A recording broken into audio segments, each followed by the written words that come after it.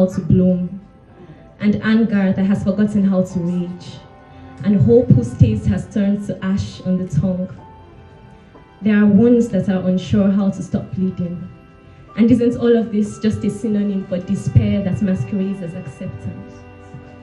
In my country, where we have painfully discovered that people can die just for demanding to stop being killed, we are discovering new things to call life in the middle of the blood pooling around our feet.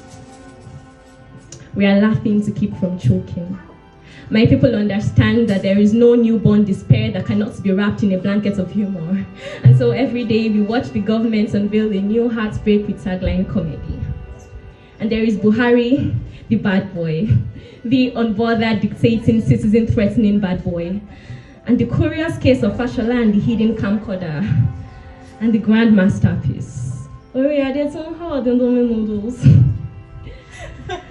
In all of this, we must not, I repeat, must not forget trader money, market money, and farmer money.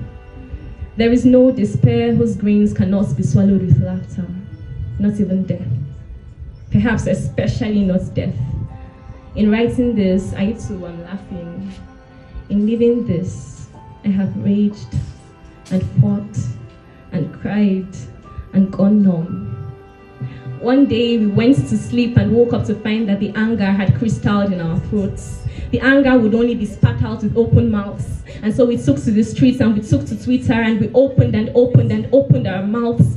But a child with a mouth hanging open is not an especially pretty thing, peaceful as it may be. And so the government said, stop this, please, stop this. You do not look like the children we put to sleep.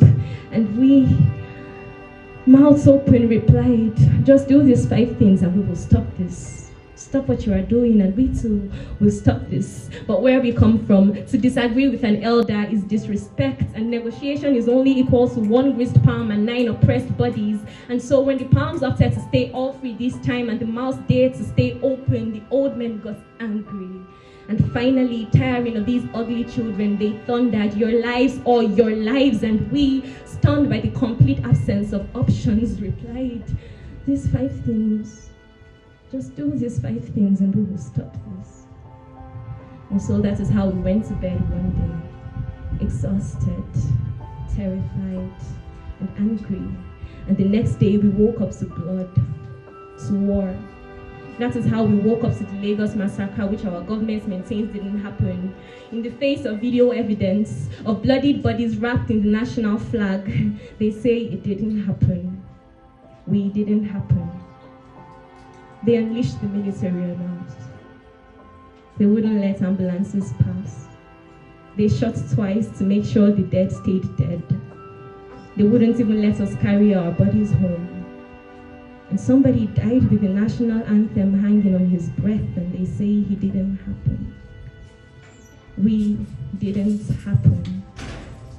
But we happened. It happened. This will not be a question of who killed Delegiwa. The history books will remember, must remember, have to remember that this ridiculous mockery of a democratic government unleashed war on its people. That after the facts, nobody was found guilty. That they turned and played a ridiculous game of who mess. Tolo, tolo, mess. Sanwo-Olu say na Buhari. Buhari say na Tinubu. Tinubu say yeah, the smell. Na who jaga jaga na who mess. For your father's part. We are laughing, but we cannot forget that 2010-2020 happened, that these people murdered our children, that our country's flag was baptized with blood, that nobody has accounted for it still, that nobody has accounted for it still. We cannot forget. Our mouths cannot be frightened into silence. I'm gonna feed 'em if you're coming for me. Hope you're ready for a demon.